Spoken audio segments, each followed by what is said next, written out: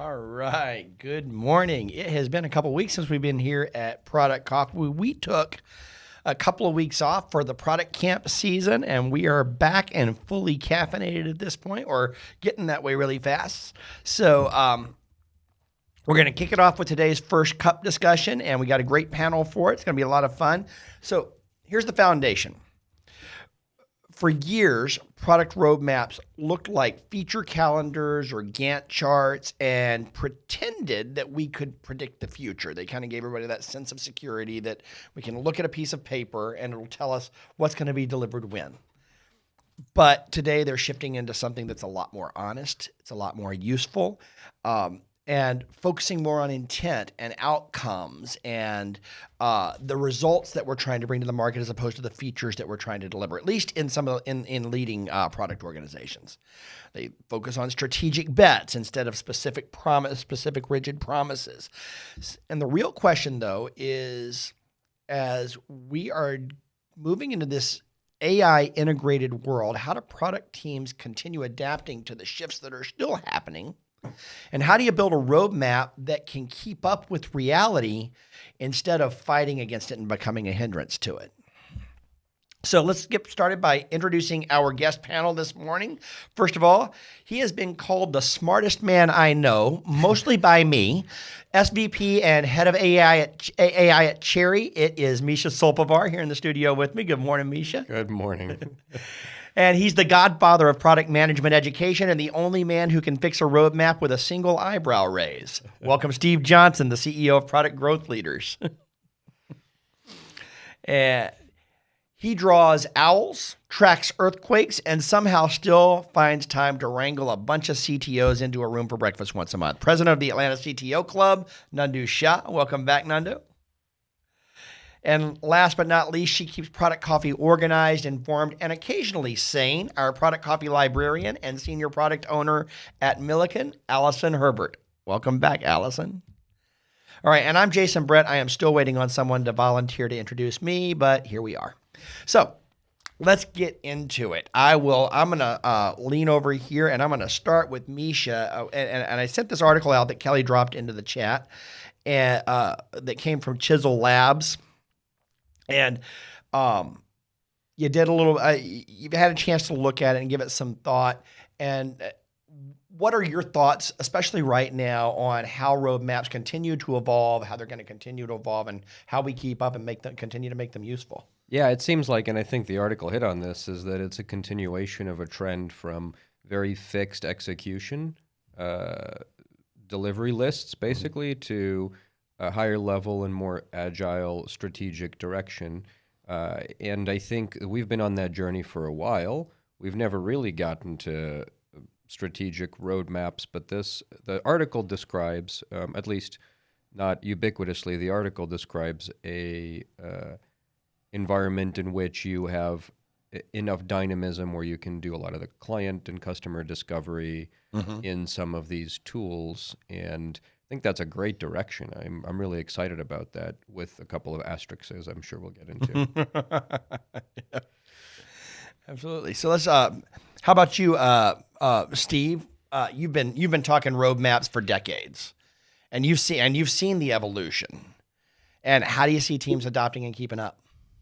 Yeah, well, roadmaps are my least favorite tool. It's the one everyone wants, and they all want it to be a commitment document. It's like even back in the day, we would do like quarters. We're going to deliver this in quarter one and this in quarter two, and the sales team would say, well, when you say quarter two, do you mean February? It's like And of this year, or right. And certainly one of my stories over the years has been, you can use a month or a year, but never both. This is going to come out in September, not necessarily this September. But I think a lot of us embrace the now, next, later roadmap very quickly, because it's just like, this is what we're working on now. This is what we'll work on next. And we have no idea what the times are. But as soon as you say anything like quarter one or any sort of horizontal timeline, people are like, oh, that's a Gantt chart. And you're like, hang on. We haven't done any resourcing. We haven't done any design. We have no idea how big this thing is. And so I'm pleased to see more and more teams adopting a more rational way of doing roadmaps. It's not about features, it's about outcomes, it's about setting bets, and it's about not making date commitments until we're ready to commit to a date. Mm-hmm. One of my favorites as well is just to say, hey, would you come over and mow my yard, and how long will that take? And you're like, well, I don't know. How big is your yard? How big is your lawnmower? Where do you live compared to me? It's like there are a lot of unknowns there. And so it's ridiculous to say, yes, it'll take me 3 hours or 1 hour or 30 seconds to do your yard, because we just don't know the scope yet. Yeah. Oh, and one more fun one. Yeah. Salespeople say, when will you have the feature I want? And I say, well, I don't know. When are you going to close the lead I gave you? Works both ways. Indeed. Jason, by the way, you're not on video. Am I not? Product. It's only for you.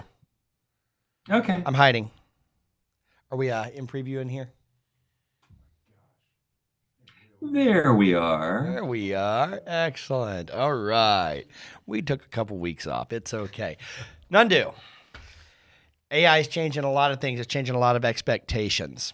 How do you think that is creating or not creating pressure for CTOs as roadmaps have things constantly thrown on them with technologies that evolve faster than we can implement them?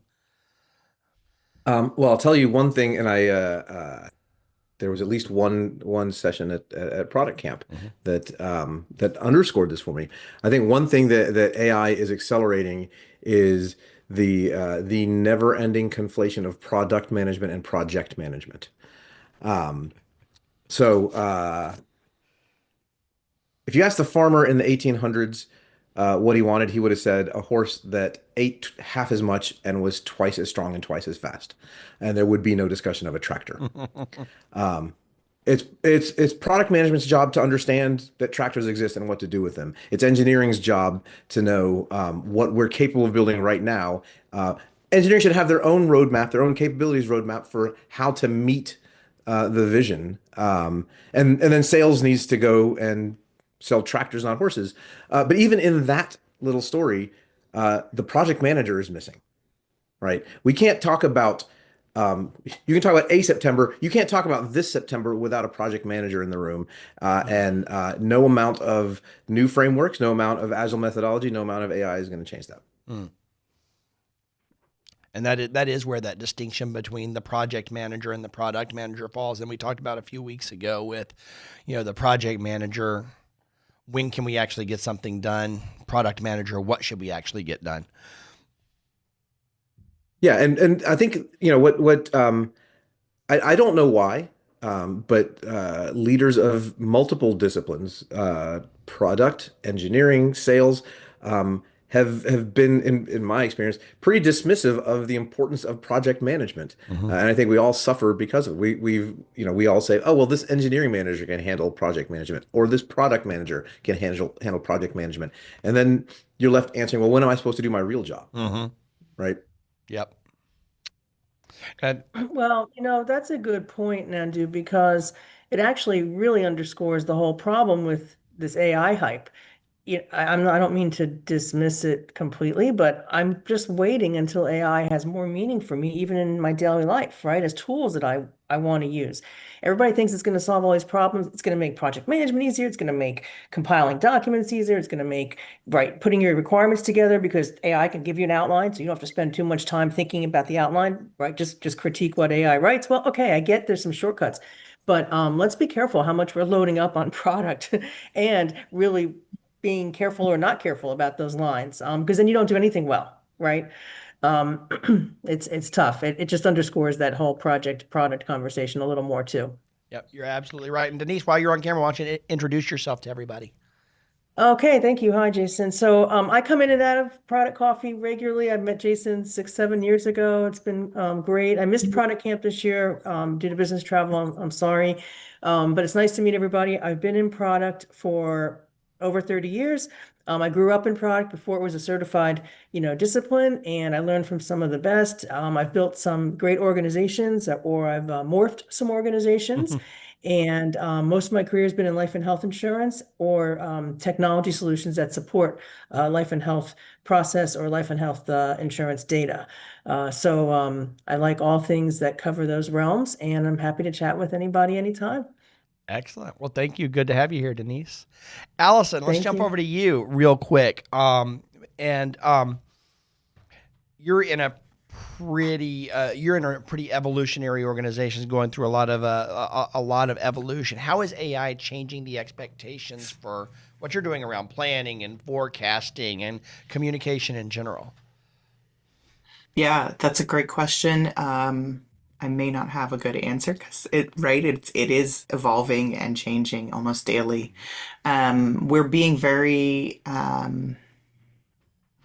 thoughtful about how we approach and where it makes sense. And I think that's probably the most comforting part of it in the speed at which we're moving. Mm-hmm. Change can often feel very scary, but the idea that we are being very intentional about where it makes sense to tuck in and bring AI to the forefront. I was mentioning Saturday at camp with a couple of folks, like just because it's everywhere doesn't mean we have to put it everywhere. Mm-hmm. Let's think about where it's going to drive the biggest value first. And so I'm seeing that happen at Milliken, and I'm encouraging it with my teams in the small little corner of the world that I work in daily. And I think it's really important for anybody to be thinking about, I don't have to put it everywhere, even though it is everywhere. Where does it make sense for me? Where does it make sense for my team? Where does it make sense for my company? Yep. Yeah. Very good. So I'm going to pivot back over here to Misha in just a moment to kind of put a stinger on the end of this first part of the conversation. But I want to tell everybody, if this is your first time at Product Coffee, the first cup is just our opening salvo, our opening discussion every week at Product Coffee. And while we have 4 amazing panelists here to start off the discussion, as Denise knows, this is for everybody to jump in on. So we really invite and encourage you. Turn on your camera. This is not a webinar. This isn't a meeting. This is a meetup. This is a community of product people here to get to know each other, build a community, and help each other improve in our careers. So turn on your camera, join us here in the Zoom, and we would love to take the opportunity to let you introduce yourself to everyone here in the community. Tell us who you are, what has your attention these days, weigh in on this topic, or let us know about a challenge that you're thinking about right now, something that you're trying to solve for in your world, specifically with a product management lens, so that we can jump in and help you out with that and bring you into our community in that way. So we got a bunch of people on the Zoom call here. For those of you out there on YouTube, great to have you here as well. You can jump over to productcoffee.com anytime and sign up on our mailing list, and we will send you the invitations to these Zoom calls as well, so you can join us in person.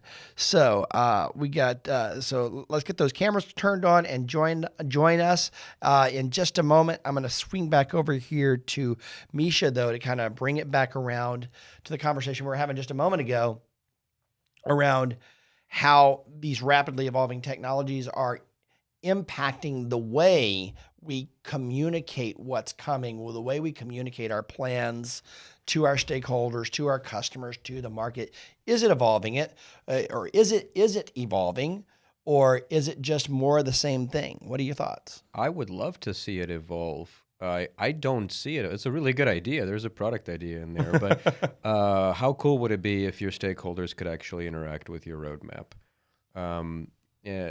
That, especially as the roadmap accelerates, right? Like at this point, my roadmap's a month long. I can't go any longer than that. Who knows what's going to happen after that? But the communication, I don't know. I think maybe one thing that has changed is I think there's more of an acceptance that we are living in a time of acceleration and uncertainty. So it's easier to have that conversation with clients and stakeholders to say, look, I actually don't know where we're going to be in 6 months. Yeah. And we need to build in that resilience. And so as a result, we have a strategic direction, and this is what it looks like. But the form that takes is going to evolve.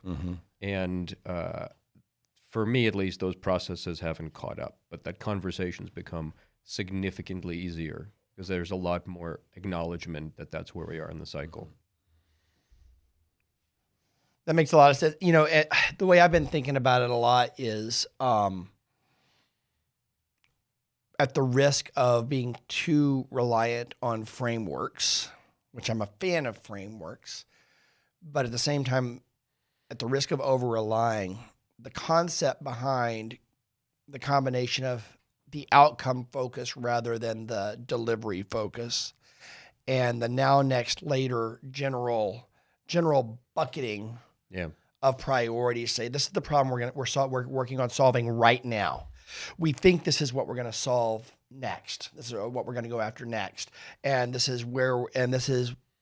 are some options for what we'll do after that. Feels like the only way to maintain some level of sanity. I think that's right. But then the other problem is the problem you're solving now is already solved, last week by somebody else because of how quickly startups are coming online and solutions are coming online. So I think you have to, the next and later, the later to me now is more important than ever because you're signaling where are you going as an organization, where are you going, and how are you going to fit into this, new reality. Without that, then I think you risk coming across as being reactionary or tactical. And the last thing you want as a partner right now are organizations and vendors and solutions providers that are tactical and responsive rather than strategic and engaged in the change that's happening. I think we're going to come back around to that when we're talking later about your book and and how, honestly, I think I'm going to tie that back into drift here in a little bit as well. But let's jump over here to Steve. Steve, you got your hand up real quick. Yeah, I just wanted to agree with Misha a little bit and just recalling the number of times I was meeting with a client and they wanted to hear our roadmap, and the salesperson wanted to say, here's what's coming tomorrow, shiny object syndrome, right? But the customers were saying, no, we're making a strategic commitment to you and your product. We don't care where you're going to be in a month. We kind of want to see where you're hoping to go over 3 to 5 years. And, everybody says the world moves really quickly, except I haven't found that to be the case. I mean, it's but when I'm making a strategic bet, I want to know that you are forward thinking and that you're able to, deliver on things you've committed to, but also able to shift gears when something strange like AI comes along, and so at least in my world of maybe more enterprise orientation, customers want to see where you're hoping to go as more than they want to see where you're going to go in the next release. Nandu. So I'm not I won't claim to be knowledgeable at all about product management frameworks, so excuse the innocence of my question. But in now, next, later, is there an option to say never? Yes, absolutely.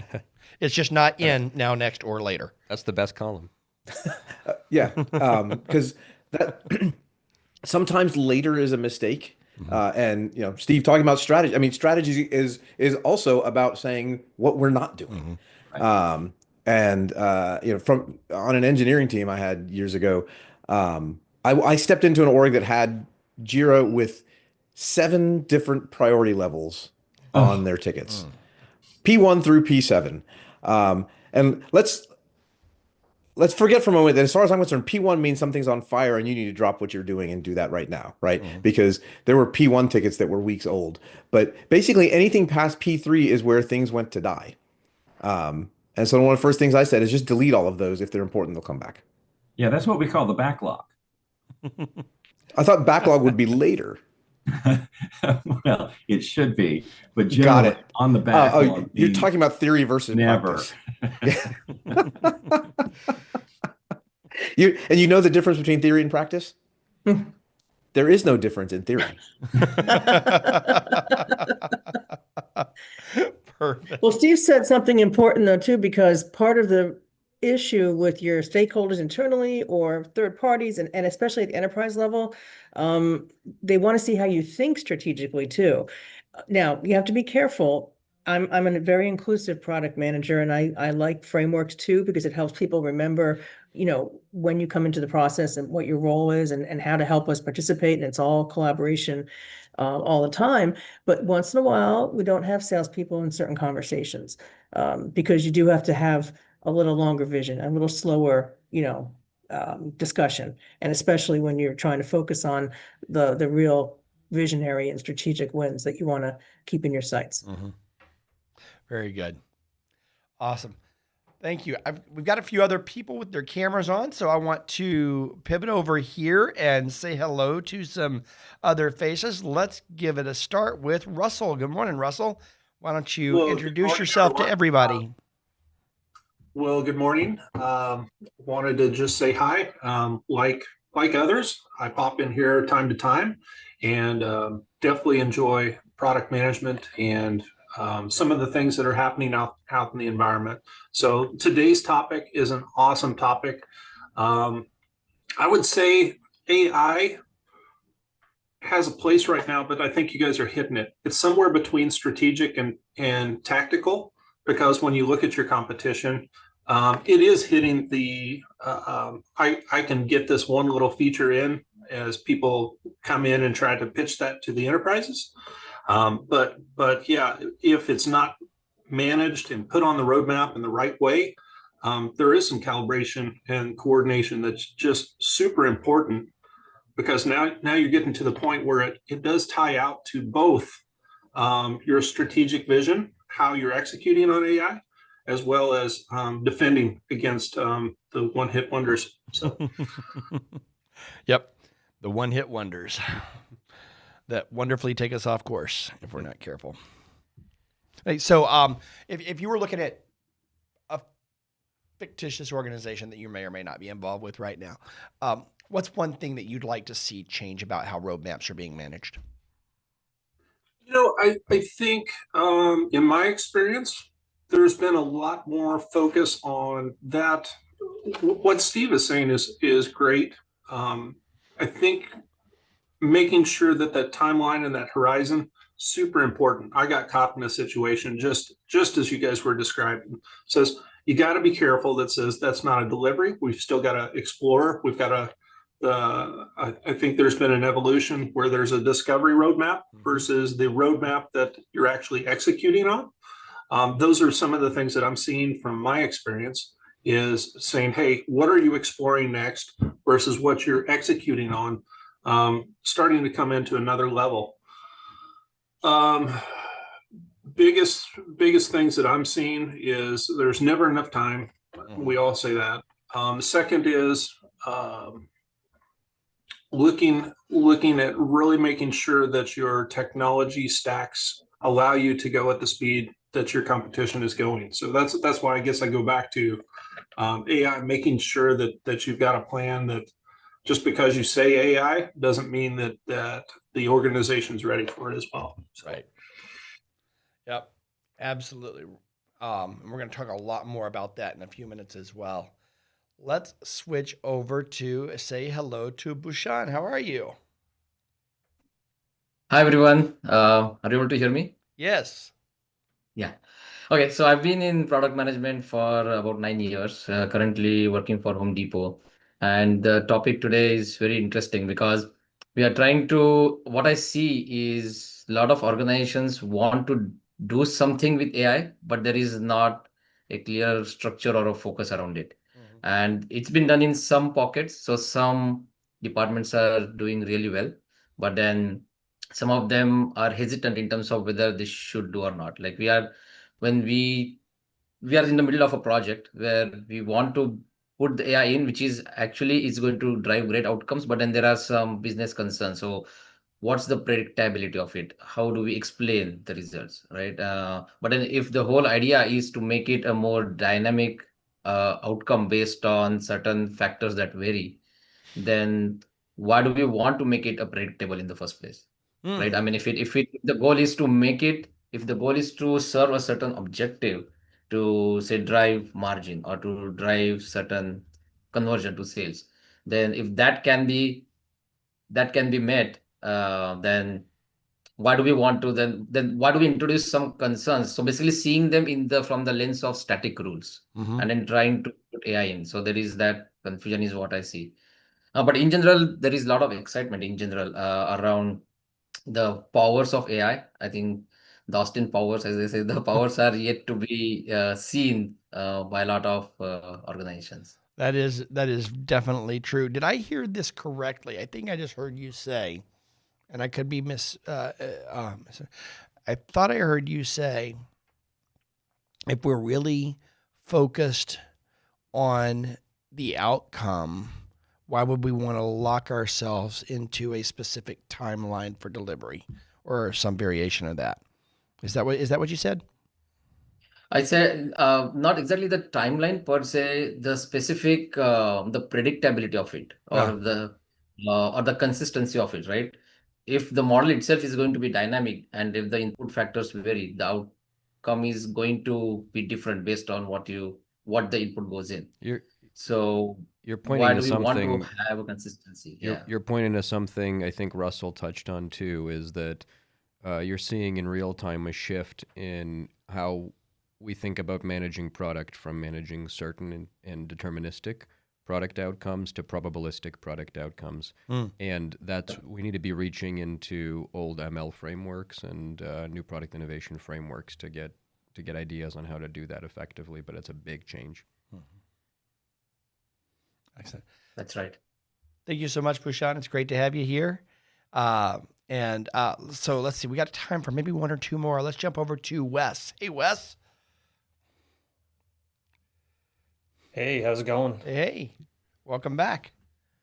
Yeah, been here quite a few times listening, maybe talked once or twice, but currently head of product at North Stella, which is on week 3 right now doing that.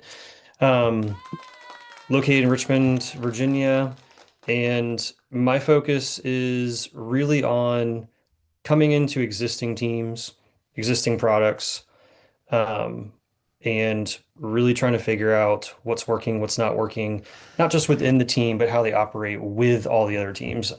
I would not say I'm a product ops person. I do believe in product ops, but that's not my role. I'm in here more as a leadership role. Um, Oftentimes I find the teams are already in the path to good delivery, but they're missing the other two pieces of the Venn diagram for a product manager.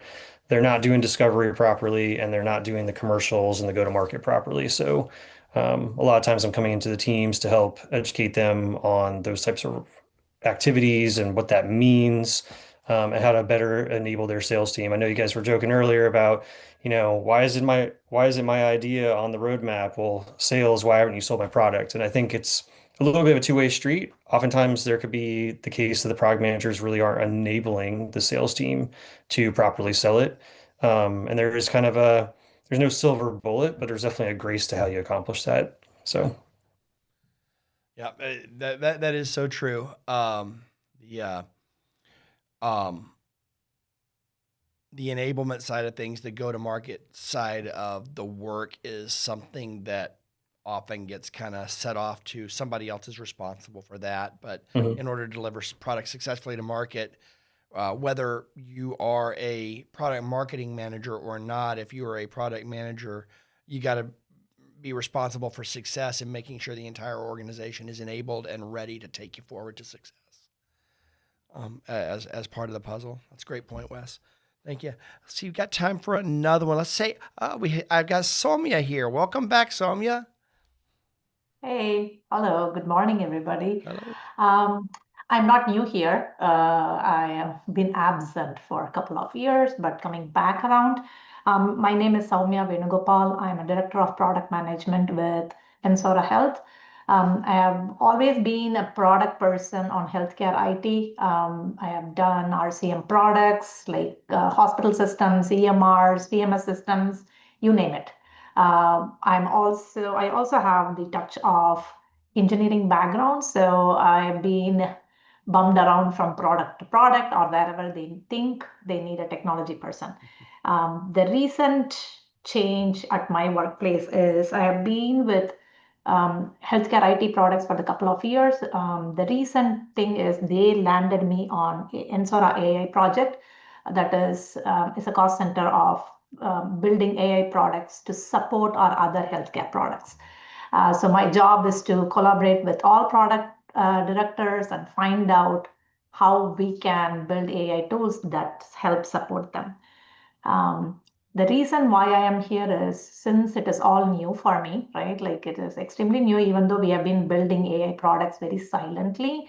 It is not, the responsibilities were not like this huge, right? Like right now, it is a separate innovation lab that they have given to us and asked them to go build something, right?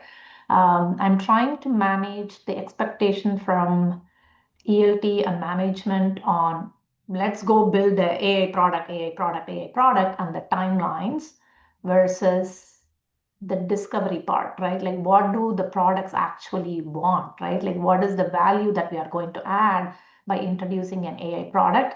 The other product folks that you wanting AI tools, how do I actually make them do some kind of like discovery work? Because I can't be there for every product and do discovery and find their customer problems. But I don't want them thinking that, oh, go ask Soumya to build something and she's going to just build it blindly, right? So how do I influence other product teams to think about customer outcomes and what do we want to build? Is it going to be useful? Does it have value statement? Make them think product wise and not just like any other team that they will do a job that we ask them to do a job.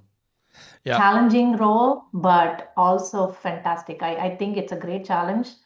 I think if I crack this, I think I'm good. Yeah, I think you're right. If you can drive that transformational thought change, that perspective change to move away from. We're going to talk about the difference between a real AI strategy and AI theater here in just a moment as well. But that's fantastic. So glad to see you here, Soumya. It was great to see you this weekend at Product Camp as well. And for all you folks that were here in Atlanta at Product Camp, it was a great weekend. We're glad to be back here in the studio and on Zoom as well. And if you want to join us, if you're in the Atlanta area and want to join us in the studio for a first cup session, we'd love to have you. Just shoot an email over to me at jason@productcoffee.com. We'd love to bring you in to be a part of this discussion as well. And I want to take just a quick moment before we jump and change subjects. I want to thank our first cup panel. I want to thank Misha and Steve and Nandu and Allison for jumping in here and bringing some thoughts to stimulate and start this conversation off. They're always great to have here on Product Coffee. Thank you all for being here, and it's always a pleasure to have you. So I want to jump a couple housekeeping things before we move into our main program today. Allison, I want to real quickly, I want to tee you up. I introduced Allison as our Product Coffee librarian who runs our Product Coffee book club, although we've got a lot of volunteers that make that happen as well. But you want to give us an update on what we're doing with the Product Coffee book club this week? Yeah. So we are reading Farther, Faster, and Far Less Drama. A mouthful of a title, but really, really great topic. It's about helping orient around 4 leadership principles and help you navigate your role with less drama. Far less drama. Far less drama, now with far less drama, just like AI. So our reading discussion this week is going to be around the second principle, which is valuing outcomes. We are I think chapter 5 and 6 maybe, and so midish way in the book. Okay. Conversation, you do not need to read. Some of you I saw at camp, you do not need to read. I want to see you there. It is on your calendars. But the conversation is always lively. This community has been around. I guess we're going into year 4 now, as we get into 2026. And it's just a really great practice to come together, collect. No, you don't need to own the book. If you left it on a plane, you can also leave it there too, Jerry. Thank you for that shout out. It's important to gather and talk about these concepts, these practices, the problems you're facing together.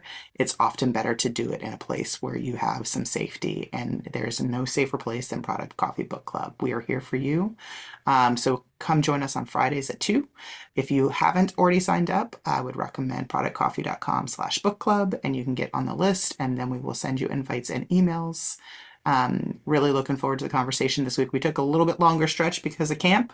So I'm expecting everybody that is in the club and is reading, you should be caught up. So there's your fair warning. I may shame you on Friday. Friendly shaming. Excellent. Yeah. So don't read so that she can shame you. Maybe. I'm not into shaming, but we do like to ask folks if they've read. I don't think you need to read to be able to participate in the conversation. So hard stop, still come if you're interested. We'd love to talk with you. Yeah, absolutely. It's a good time. It's another way to connect with your product community and build those relationships. And even if you haven't had time to read it, to learn about the topics, the contents of the book, we bring our authors in to have chats about these as well through the book clubs. So it's a great resource for you. We hope you'll take advantage of it. It's free for everybody. Would love to have you join us in book club. All right. So with that being said, let's start moving into our main session. I do want to take a moment to give a shout out to our sponsors. We got a lot of sponsors that make this possible. We go live almost every Wednesday. We take a few weeks off a year, but almost every Wednesday we go live.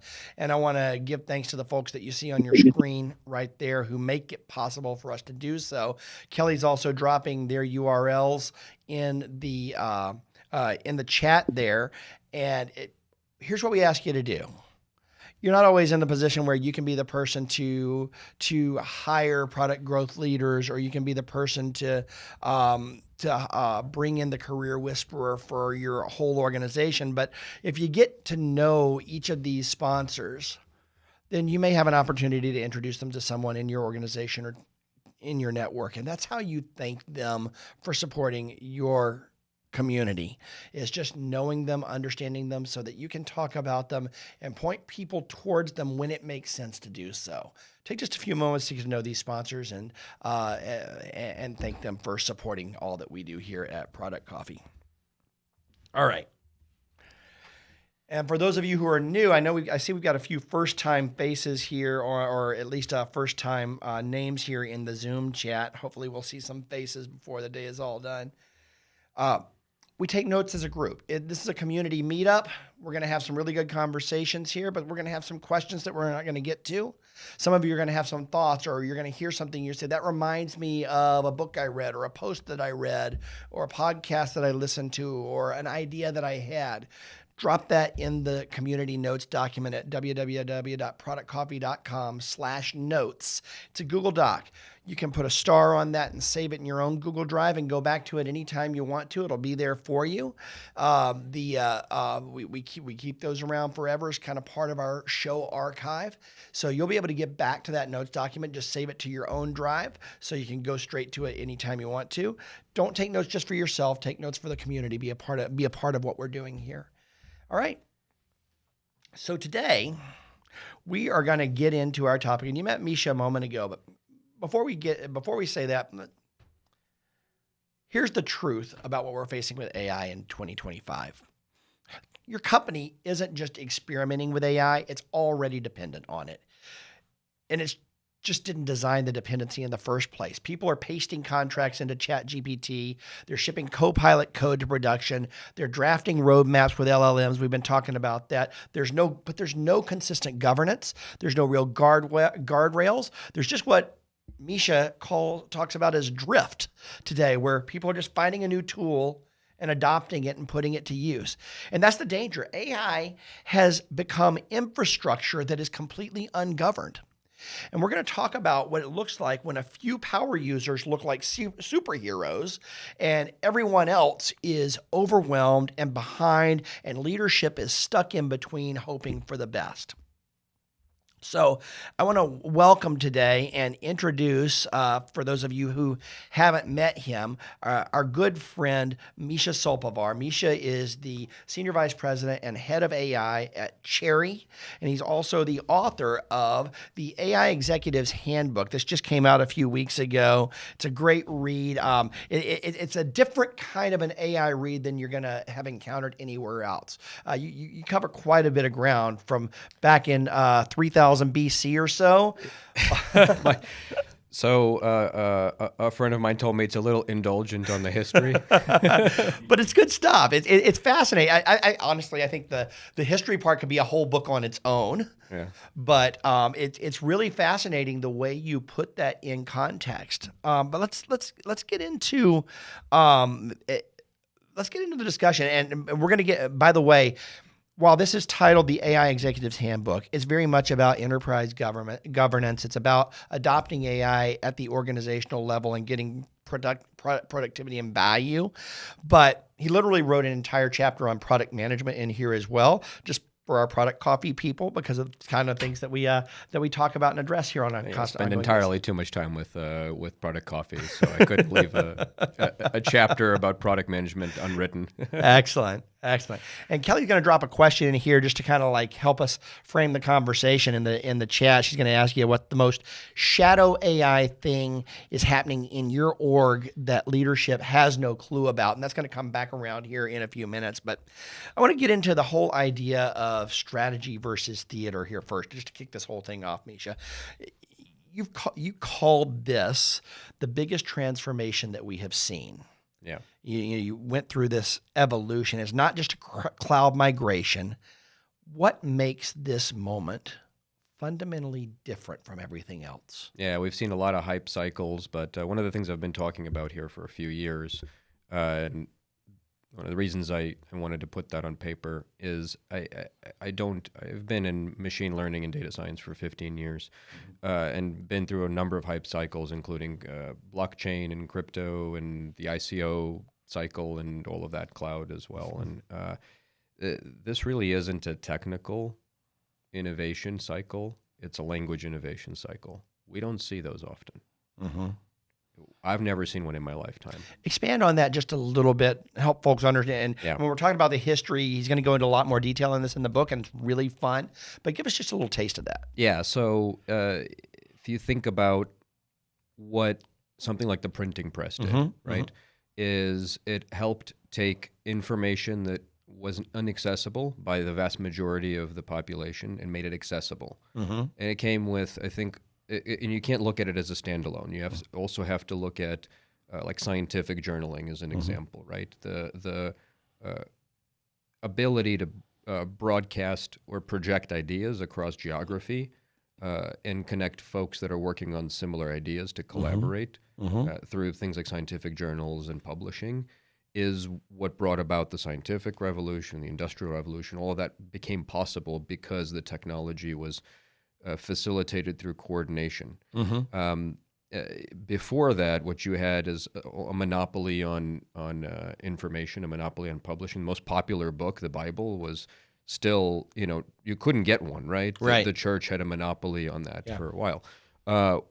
What AI's done has, and we've built our organizations around finding specialists, sharpening their specialization, and the language around that specialization, and trying to get the different departments that have different specialties to coordinate with each other to produce value, especially for a product company that, like a SaaS company, that doesn't produce a good. It produces a knowledge output, right? Gen AI flips that on its head. You now have a translation layer, if you know how to use it, between any discipline in the organization. And that is absolutely transformational. It's not just about reproducing what Misha wrote about how to do his job and what Jason wrote about how to do his job. It's about a system that integrates that and creates new content about it. That's right. And you said, okay, dumping contracts. Why do you dump contracts into ChatGPTs? Because you don't want to wait on your legal department, that kind of thing. You've unlocked coordination that used to take a lot of time, and now you have that in your pocket. Mm-hmm. And we're in the process of automating those capabilities and having those capabilities interact with each other in real time through agents and through autonomous systems. Mm-hmm. That's very unique. So when we keep comparing it to other hype cycles, it makes me nervous. It's made me nervous for years because it's not like that, right? It's the best parallel we have are events in history that we've never lived through. Yeah. And you talked about one of the specific dangers as you're talking about one agent working with another agent. You use a term, and I'm drawing a blank on it. It's that confident expertise that comes out as hallucination with that total confidence. Boy, we're suckers. Yeah, we are. Whew. We are. And so which gets to the need for these tools to be so well managed and so well governed and so well constrained, because when you have two functionally predictive products or tools that are hallucinating against each other, talk about that going off the rails really fast. Yeah, it's and this is true for any agentic system, not just what you're talking about as A to A, when you have collaboration that's autonomous, but then now agents, right, have layers. So the rule of thumb today, at least from where I sit, is you really don't want your agent to do more than 3 things, because once it does more than 3 things, it gets confused. And there's some loss in terms of accuracy or quality or something. There's a probabilistic component to that. So if your agent's successful at its job 95% of the time, 90% of the time it fails 10% of the time. If you've got another agent on top of it coordinating it, and that has a 10% failure rate, etc. Depending on how many layers you have there, you can very quickly play this game of telephone where you're exponentially elevating the failure rate. Because you have all of these steps in the process. On top of that, the infrastructure is still getting developed. Like that infrastructure visibility layer is, the control plane is getting developed as infrastructure. It's not mature. We're building the plane as we fly it. Right. And coming back to just a little bit of the sycophancy of these models, this, and I have no evidence for this, but I believe like if you're a consumer model company like OpenAI, you're very much incentivized to create that sycophantic loop and to train on that, because that gives you the dopamine hit. Right. So it's a bit of what we learned from how to build social media, and that's been injected into some of these models to be able to create positive experiences, the dopamine hit, all of that. If you think about it, it's optimized with the streaming and everything to give you instant feedback. And if you were building an AI strictly for enterprise or strictly for healthcare, I don't know that you'd optimize it that way. I don't know that it'd be that agreeable. But all those tools are being built on top of these things that are optimized for the consumer experience, to your point. Isn't that a problem? That seems really, that's a really, that's that. Obviously, but I hadn't thought of it that way. That's a great way of framing that part of the problem as well. You talked about building the plane while we're flying it. What infrastructure is missing still? We have good infrastructure for traceability to a certain extent. Like we can trace the models, we can trace the costs. We now have good infrastructure for making sure that your data is not leaking out. You can host your own models. You can spin up infrastructure inside of your hyperscalers. You can build agents inside of those hyperscalers, and there's a lot of software that can sit on top of that to provide some controls. And then we have good software for automation. So how to build an agent and how to get that agent to do a thing and make sure you're monitoring what that agent does. How you do that with multiple agents is missing. Okay. In a productive way. It's there, but you've got to do more digging to find it and govern it. The context engineering components are missing. Those are getting developed as we fly it. The governance is missing. And I don't just mean compliance type governance where we've checked off the box. That's not what this version of governance is about. Yep. Those frameworks are making their way. There's 3,000 compliance frameworks across the world that are making their way through different regulatory bodies, and most of them are unhinged. Seems like a good consultancy opportunity there. Right, right. But the core problem of governance is a continuous governance. It's not about checking off the box, being compliant. It's how do you watch all the stuff in real time as it goes out, makes decisions, and drives your business, because the AI is not going to be responsible. The human that deployed it is. Yeah. And we're going to definitely, before we're done with this conversation today, I want to come into that topic very specifically and put a really fine point on it. Before we move on to kind of the next general area that I want to talk about, though, I do want to kind of tie this one up. And Kelly, if you drop that in the question, I want to know from everybody out there whether you think your organization really has, how far are you on the spectrum of AI strategy versus AI theater? And I suspect we know what the answer is going to be, but let's talk a little bit about strategy versus theater, and what are the tells that a company is doing theater instead of AI strategy? Yeah. It's all the AI washing that was happening a couple of years ago, and then more this year. Now it's agents, right? Yeah, Agent of washing. course. There's a huge temptation. Like 70% of the board discussions now have AI as a topic in them, right? So if you're an executive, you're getting tremendous pressure to do something. And depending on the culture of your organization and how much it's leaned into innovation in the past and how well it deals with risk, and if you have the infrastructure and people to support it, there's a good chance, or at least early on, right? The incentive to do something big and fail, the risk there was much higher than the incentive to do something and succeed. So it's very tempting to. Yeah. I got a little twisted there, but it's very tempting to do something superficial. Bring in some Copilot licenses. Just so we check the box. Check the box and say we've done it, or stick a chat in front of everything, right? And then the other pattern that's sort of formed is what I call RPA plus. And it's the whole idea of getting your horse to eat, twice as much. It's you take an existing process that may or may not be a good process, and then you automate some portions of that process, and so you've done AI. So you can do really bad stuff really fast. Really bad stuff really fast. And by the way, process automation is a little funky, because to realize savings on process automation, you either got to put more throughput into that productivity that you've created, or you've got to take people off of the balance sheet. And apart from the optics of that, right? And whether or not that's a thing you want to do, and we can talk about that. The idea that you can replace an entire role with AI right now is laughable. You can replace a process, and you should replace processes, not as they stand.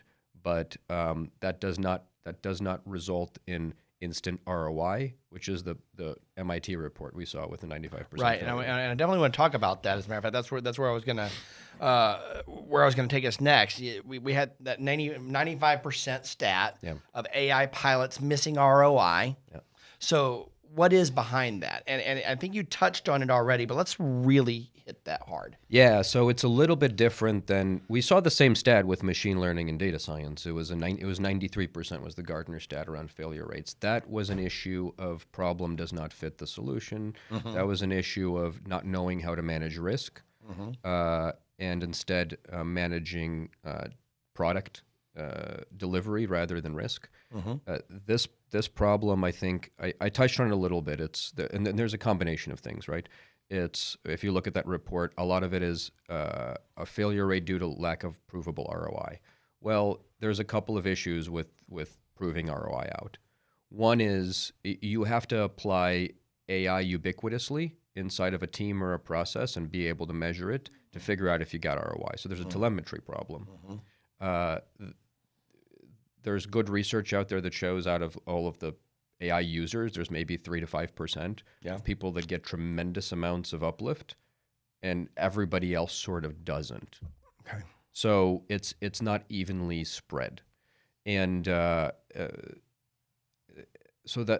that's part of the cause. The other cause is things like AI washing, organizational barriers are a big one. So it's a change management problem as well. So I might have a great solution.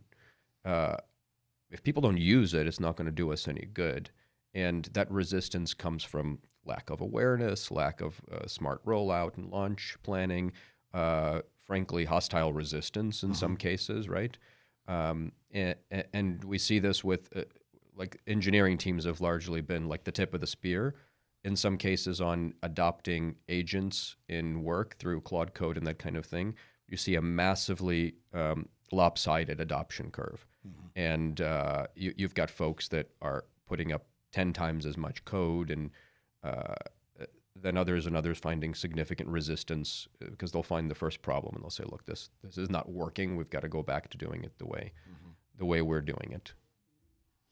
So, you talked kind of in the last little segment, you talked about realizing that ROI by, even with process automation, by getting more throughput or moving people out of the equation.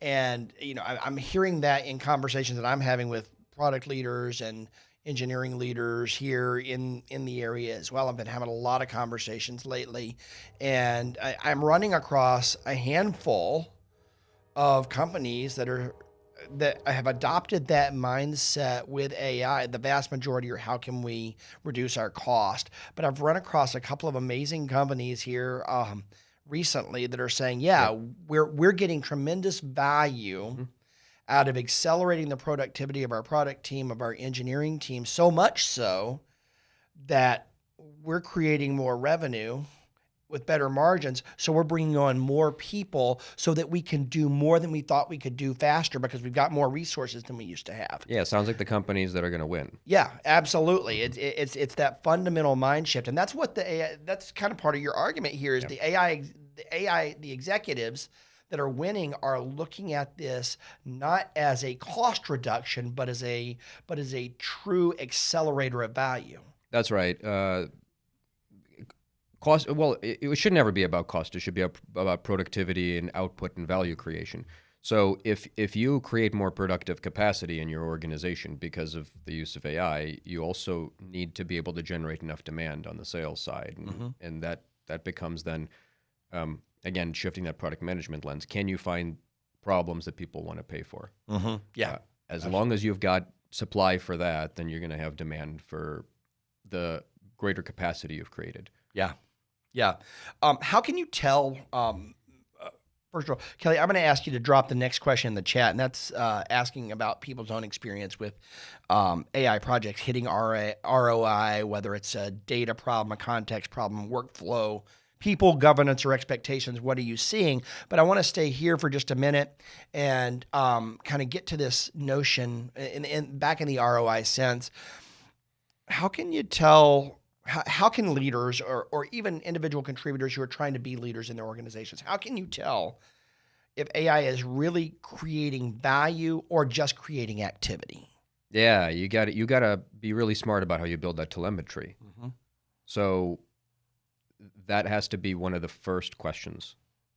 And it's, again, coming back to what we did with machine learning, it was the same thing. The big pivot point for me when I realized that, like, to deliver machine learning and data science projects was about de-risking, was like as soon as that aha happened, it was the first thing we've got to do is define what the metric for measurement for what good looks like. Right. We call it a statistical gate in data science. So you define that first, and that leads your entire planning process. Okay. That's the same thing that needs to happen with gen projects. The different metrics, but if you don't build the telemetry in right out of the gate, it's not going to work. And it goes all the way down to like what we're talking about, managing probabilistic systems, right? Yep. If you want to measure whether or not your system is giving you the answers you want, and you don't have a quantitative metric, it's a qualitative metric. You have to turn the qualitative into quantitative. Right. You've got to start with your test harnesses and back into it from there. And again, that's more infrastructure. So that leads back to your first question. And it's to do all of this takes money and time. And you've got to free up that money and time, which is part of the reason we're seeing, I think, churn in the market. There's a shift from investment from people into infrastructure because resources are finite. And that's going to have really interesting impacts because a lot of it is being done in a very sloppy way. Let's look at that from a slightly different angle. You talk a lot about, and I remember your excitement when Klarna made their announcement about some of the shifts that they were making. We were talking about that months ago, and there's a lot of signal of the reality in that example as it's evolved. Yeah. Why don't you talk about that? Just lay the foundation for those who aren't familiar with it, and then kind of the reality that came behind it. Yeah, so Klarna is a payments company out of Europe, and they were a Salesforce customer. They had canceled their Salesforce subscription. This became public, and they didn't mean it to, but they didn't it mean did. it to. It came up in Dreamforce, and as a result, Sebastian, CTO over there, posted this long letter on X, and it explained that they had fired 1,200 SaaS apps. And I don't remember what the Apps, not people. Apps, not people. There was a large staff reduction as well. I don't remember what those numbers are. But it was significant. It was significant. It was like 30, 40. It was very high, right? It's in the book somewhere. Yeah, they leaned very heavily into customer service and reducing customer service headcount. That's right. And so what they had done instead is they had ripped out their data infrastructure and replaced it with a Neo4j graph-based data layer, which makes, in theory or on paper, all of your enterprise data interoperable and dynamic. And they started replacing the application layer with vibe-coded applications that are custom to them. That's why they were able to get rid of that many applications. Then that turned into a bit of a PR issue from the reductions, but also from the drops in service. Of course, there was drops in service. There was hiccups, and ultimately they had to rehire some staff. And they had to bring some application partners back. Because what happened is the happy path worked out just fine. Yeah. It was that 20% of cases where you've got somebody who's really upset, and the automated answer or the highly human-seeming bot can't keep up with the emotional toll. Yeah, but here's the thing. That was the story. But the reality was that after all of that's said and done, a little bit of headache and some hiccups, they have dramatically reduced their cost basis. They didn't hire back everybody. Yeah. They didn't bring back all their partners. So their ROI was massive on the project. I don't know what it was, but they fall into that 5% bucket. It was painful. Yeah, that's a good point. They did get the ROI. It was painful getting there, and then and that's an area where, from a customer support perspective, you don't necessarily want to increase the throughput there. You want to decrease the need for it there. So that's not a place to create value by adding more throughput. It's only a place to create value by reducing your cost, by reducing your... Yeah, but that's what I would call a real AI transformation. What they've done was a top to bottom AI transformation, and at the time they did it, that required a lot of risk. Yeah. And I think that's also why a lot of companies fail at the transformation, is they're not willing to take the political risk, or they don't have the political capital to take that kind of risk. And by the way, I'm not advocating that you need to fire all of your SaaS application partners and a bunch of staff, not at all.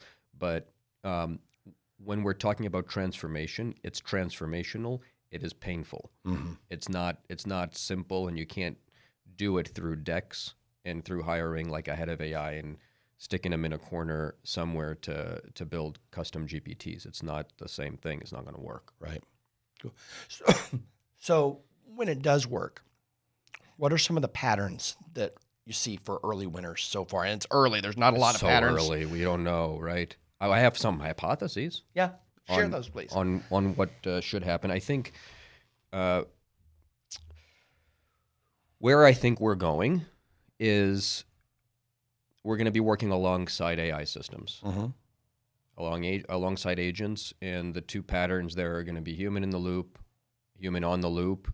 I should say 3 patterns, and the sort of fully autonomous coworker. And these are all going to be coworkers, right? And the learning folks go through, organizations go through, starts with automation. That's where we're at. And you learn the tools through automation. But as you know, working with these tools now for a few years, and as AlphaGo, that whole experience when AlphaGo beat the world champion in Go, one of the things he said that really stuck with me was it was like playing an alien. It didn't make the kind of decisions it was supposed to make, but it ultimately ended up winning the game for them, right? So it functioned fundamentally differently. And early adoption friction with AI, I think, came from people talking to ChatGPT or to Claude and engaging with it in a way that they expect and getting, an answer they expect without going deep into it, right? So recipes and, trivia and that kind of thing, right? That's very different than how I'm assuming you use AI, and you're using Notebook LM, and you've got multiple project frames, and there's folks using agentic systems that are connected to MCPs and the rest. Like, that's a very different usage pattern. And the more you engage with it, the more you start to attune yourself to the alien attributes of the AI system, even though it's trained on our language and it behaves in a very human way, which is why it feels very familiar. You've seen those moments where it doesn't make sense without a little bit of experience or context. So the organization has memory just like people. The organization gets experienced on automation. And then it needs to move to augmentation. So augmenting humans with AI assistance. And then it gets to allocation. The allocation of workflows, duties, responsibilities, and decisions, and access to systems, to agents. That's the logical progression. And the ROI, the maximum ROI to be had, is at that allocation level. That's when you can really start to assign responsibilities and duties for revenue growth, for value creation, and for automation to agents in more holistic ways. But to do all of that and to keep all of that in the reins, you have this context problem. And the context problem is that the organization changes, and the agent you build is a snapshot of the thought processes that went into it at a particular time. It's not dynamic. And in a lot of ways, it's opaque. And we talk about shadow AI in the book. Right. So the vast majority of AI that's happening is ungoverned. And so you've got, let's say, a team of 10 people, and one of them is a superstar, and they're using a bunch of different systems. Even if they're licensed, you don't have transparency into what your folks are doing in into how it's being used. Correct. So you go, well, this person's really strong, right, at this, and we're getting twice the productivity from the team. I'm going to see if they could teach, 3 or 4 people how to do that. And then the people that don't adopt, like, they're uncomfortable coming with it, so we'll help them find different roles, or they'll find a place outside the organization. And now you've cut that down, and you've concentrated your risk in that one individual. That individual isn't working like one individual. They're working like 3 or 4 individuals because they've allocated a lot of their work. If they leave, they're bringing that with them. Right. That's not staying with the organization. That infrastructure, if it's not consciously built and socialized, and even if it is consciously built, Yeah. they're the person who designed it to operate the way they were thinking at the time. So without them, That's right. it becomes less valuable, even if it's built on internal infrastructure. That's 100% right. But most folks don't have the internal infrastructure, so the traceability and the telemetry to find out how AIs are being used and how they're performing. So now you add the context, and we talked a little bit about this the other day. It's like I could absolutely see a world where you have context owners. And depending on your, you have like your marketing leader, your product marketer that owns the ICP document. And it sounds like, okay, who cares? It's SharePoint, right? It's document ownership. Well, it's not, because that document is connected to, 50 different agents that are making decisions that impact strategy, that impact how customers engage with the product, how documentation is created in the automated documentation system, on and on, right? It touches everything. So if you change that ICP document, the result across your agentic workforce needs to be instant. That's the infrastructure I'm talking about. Wow. And the management system to make that a thing, it doesn't exist either. We don't do that yet. And even on the micro scale, it's incredibly difficult. I'm, with Product Coffee, we're using a bunch of agentic stuff in the background to help prepare, to help find trends and things that are going on. But a small change at the root level still does not automatically get adopted elsewhere. Yeah, it should, right? Think about a world where, like, if you look at the end state, you've got a bunch of agents that are tactically out there doing things. They have access to systems. They have access to customers. They can code all of these things. They interact with each other. And then you have somebody that owns the strategy document, the CEO maybe, the fundraising document. And then you've got somebody that owns the financial projections. And somebody that owns the ICP and the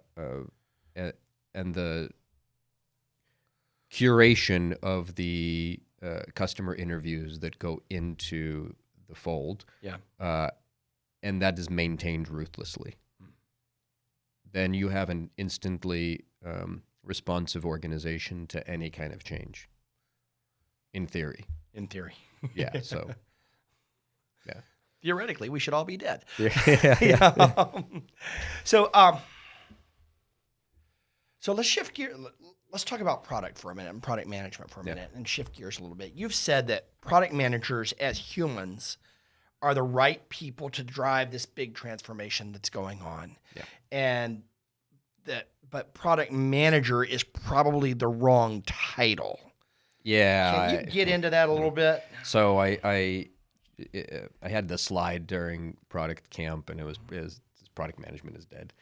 And of course, but shame on you. I'm sorry. I love product management. I think we're the right people because we've had to navigate a bunch of cross functionality for so long, and we've had to execute. We've done the project management pieces. We've had to scrape by doing the strategic planning, the road mapping, the coordination with clients, with internal stakeholders, all of that. So we're actually really good at thinking about things in terms of systems and processes. We've got those skill sets in place, right?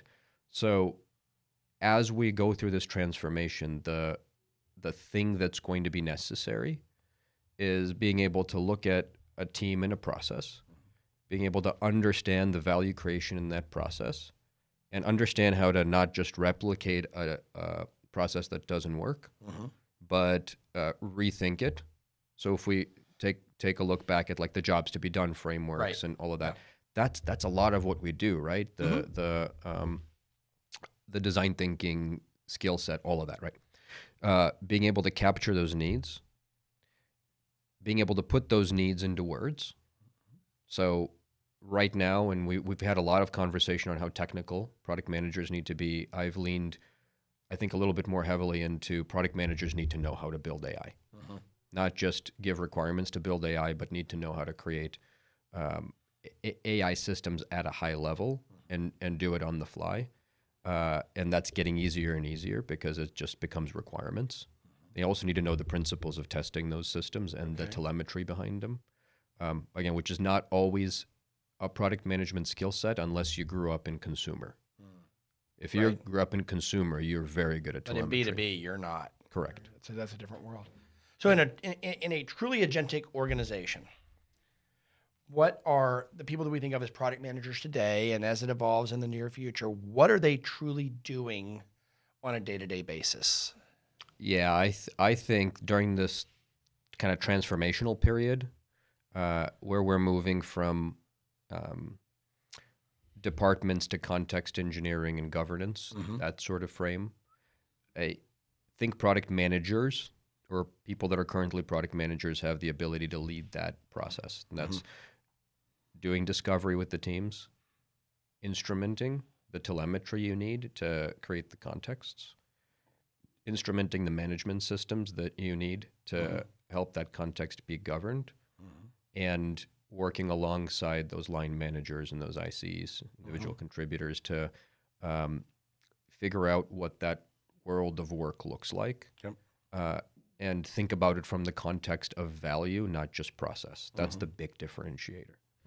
I'm not saying you can't have these same skill sets in other teams and that you don't have these same skill sets in engineering. I think that this transformation is going to be led from a combination of practitioners across disciplines.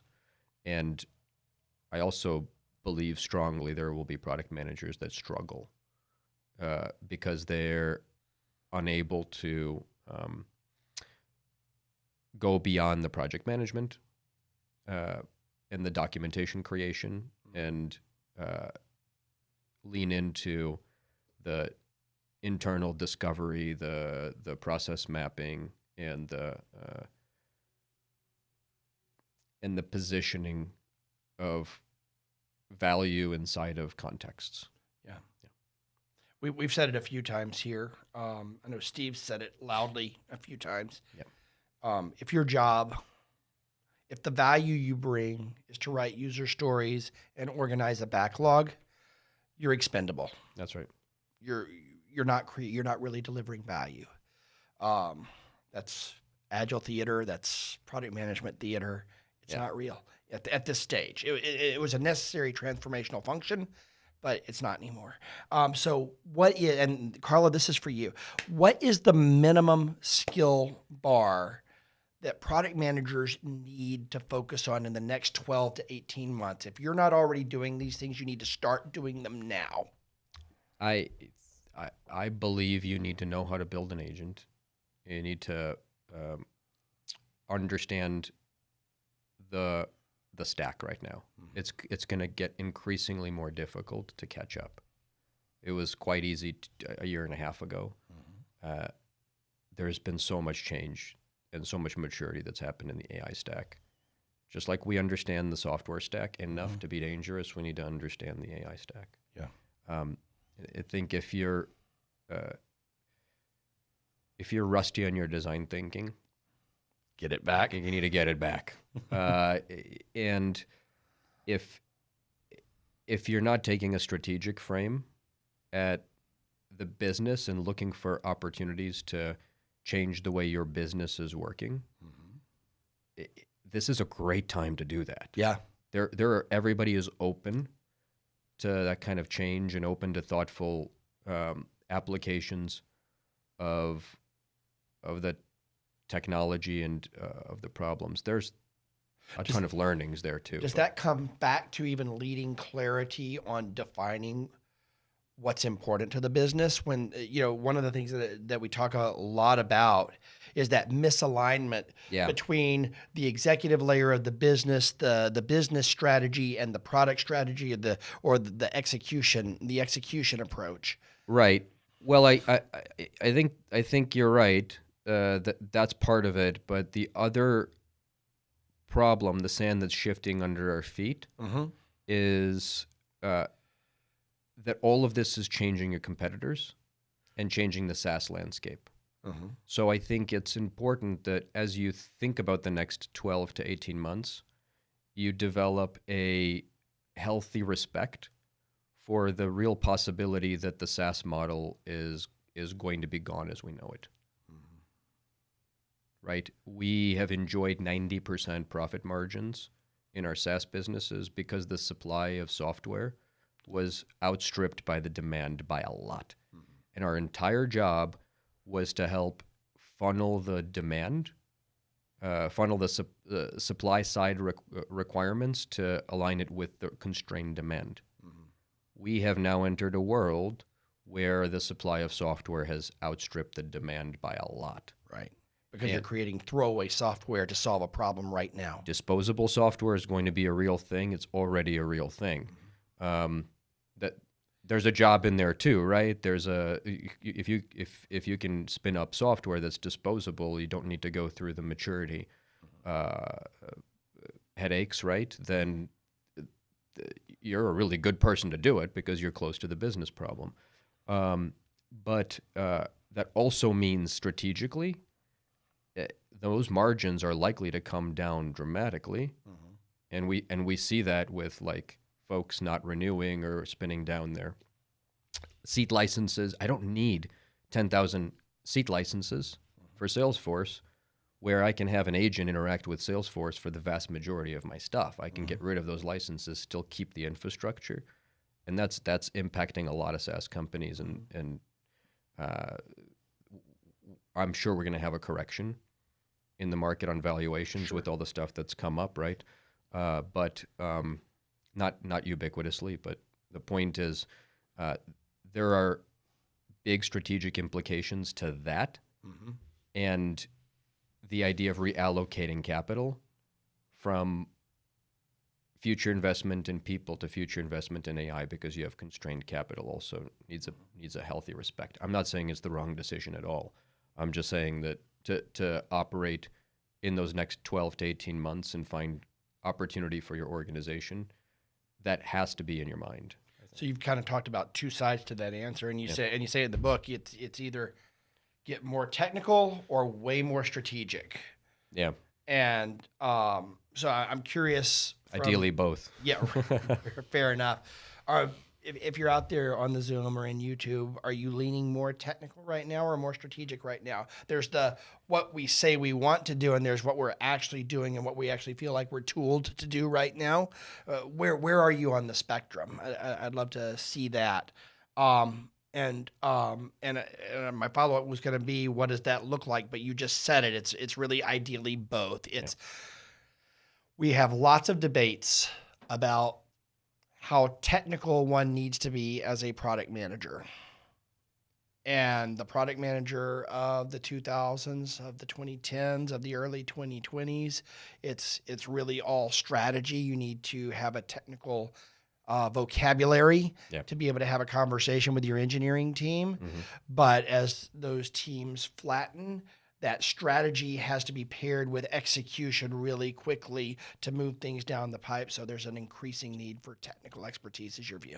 It's the Palantir model. You have an engagement manager or somebody that's at the strategic level and a forward deployed engineer. They are very much client facing. Yeah. And for those who don't know this, Palantir is one of the companies, Lenny's newsletter did some research a little while back, and he identified a handful of companies that turn out an outsized number of successful startup founders. Palantir's product managers are one of those outside numbers, and they're taking that model that we say, hey, in a perfect world, you shouldn't have to do this, you shouldn't be doing this, but that's what they're doing, and that's why they're creating success, or at least it's high correlation, if not causation. So we're running low on time. I want to make sure that we've got some opportunity for the folks here in Zoom to drop any questions that you may have. Russell, you asked for me to say that again. Was that about the Palantir model? Yeah. Is that what Yes. So Lenny Rachitsky, who publishes Lenny's newsletter, did some research a little while back and pulled together a listing of companies that turned out an outsized number of successful startup founders who left product management for that company and went on to found successful startups.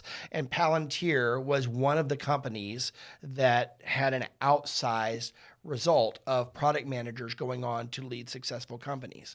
Another one was Stripe, and another one was it's that UK financial services company. Drawing a middle blank. I'll come back to it. And what these have in common is their product. What all three of these have in common is that it's very difficult to delineate between product and engineering in those organizations, and design as well. Their successful product managers are truly doing the big job and being the whole thinker and having the technical aptitude to actually go work on an API and not just document it, not just understand that there is an API and understand the difference between SOAP and REST. It's being able to actually execute. Even if you're not the expert executioner, you've at least got the strength to go ideate something and then start to execute and bring others along with you. And that's a big debate. It's been a big debate in product management for a long time. How technical must I be? And Misha is saying that the answer to that is shifting hard and fast. I know Claire Vaux has said the same thing. She said, if you can't code, I'm sorry, your product management career is about to end. It doesn't mean that you have to be able to sit down and write COBOL, but it means that you need to understand these tools and how to put them to use to deliver product. What other questions do we have here? And feel free to raise your hands, throw things in the chat. Would love to hear what questions you have. Manesh. Yeah, I think Misha hinted at this a little earlier. The landscape on the technology front is changing so fast. If you don't have an understanding of the fundamentals behind the tech, you will be left behind. You will be left catching up.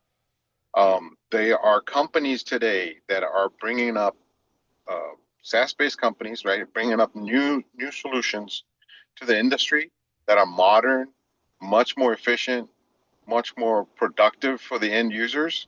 That the stalwarts that have been there, industry magnets of 40%, 60% margin, cannot make enough change in their organization to catch up to that.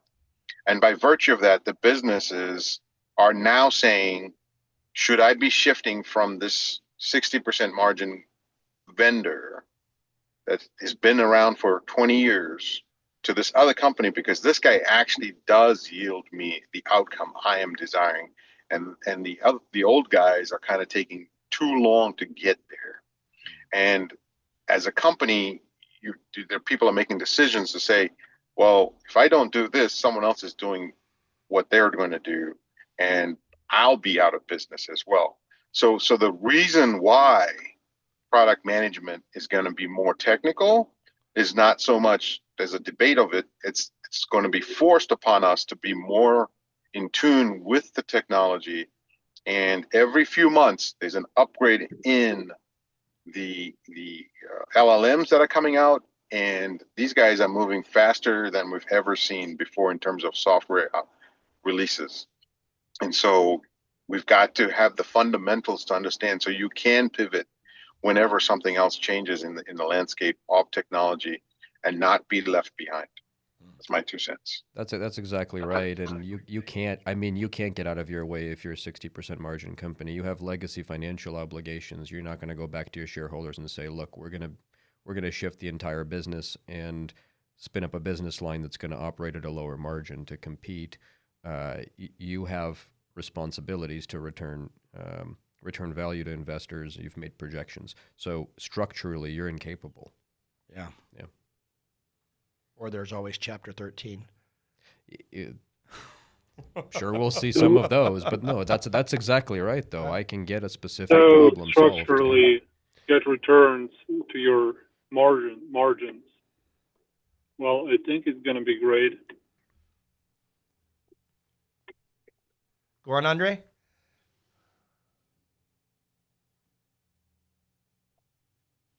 Sorry about that. Oh, okay. No problem. I thought you were interjecting. No worries. Sounded like you went right into it.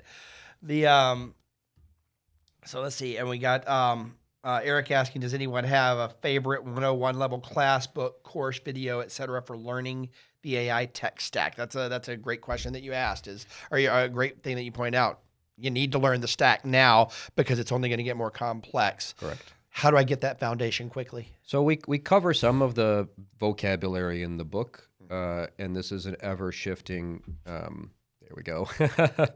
It's an ever-shifting landscape. It's important, like, I want you to know the foundations of the why and how it operates underneath the covers. It's less important that you are familiar with one of the 1,000 startups that launched this month, because they all operate the same on the same infrastructure. Yeah. So you need to understand the infrastructure at a conceptual level, and then you need to go in and use the tool. What is an LLM? What is a transformer? Correct. How do you manage to roll rollouts on those processes? But then you need to go in and do it. Just draw the owl. Just draw the owl. And for those of you who don't know that, we'll put that slide up on the somewhere again. We saw that at Product Camp. You want to draw an owl? Start by drawing 2 circles, then draw the rest of the owl. Yeah, you got to start building with it. You got to start making things. You don't learn to tie your shoelaces from a book. Did you learn to build a roadmap by reading the book or Correct. by building the roadmap? Right. Yep. That's fantastic. Misha, did you include in the vocabulary? Did you include blockchain? Did I include blockchain? You know, it comes up once in the context of agent-to-agent negotiation and economics. So that this is more infrastructure that hasn't been built yet, but I assume we're going to see at some point some kind of distributed ledger mechanism for negotiating data purchases from agents. That makes sense. And who said blockchain was dead? Yeah, right. So we are at the end of the day. It is 9 o'clock, and I know folks have to get to their meetings that they're going to have their AI note taker help them with. But it's been great having you here. It's been great having you here, Misha. Thanks for coming into the studio this morning. It's been Thanks for having me. This is fantastic great. Conversation. And I'm going to do a little plug for the Product Coffee store. If you like our Product Coffee mugs, get one for drinking when you're joining us on Wednesday mornings. Head over to productcoffee.com, hit the store. We've got about 20 of these left before the holidays. So if you want one for yourself for Christmas, go get it. All right. And it has been a fantastic morning. We will see everybody back here next week. We got a couple surprises in store for you. We will be back next Wednesday on Product Coffee. Have a great week, everybody. Bye-bye. Thanks, Jason.